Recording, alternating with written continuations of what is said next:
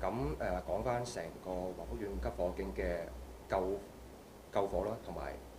救援嘅工作咧，過程係唔容易嘅。咁我哋嘅同事啦，喺現場見到嘅畫面係好震撼嘅。有一啲同事就係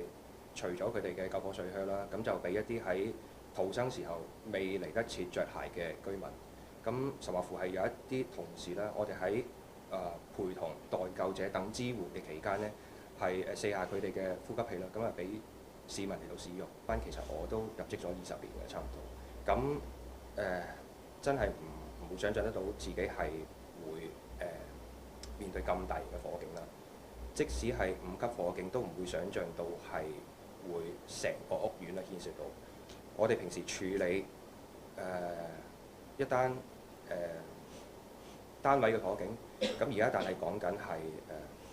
幾百個幾千個單位嘅火警，咁可想而知即係我哋嗰一刻淨係知道我哋行動要更加快捷，要更加準確咁知道邊一啲單位係有待救者需要我哋去救援。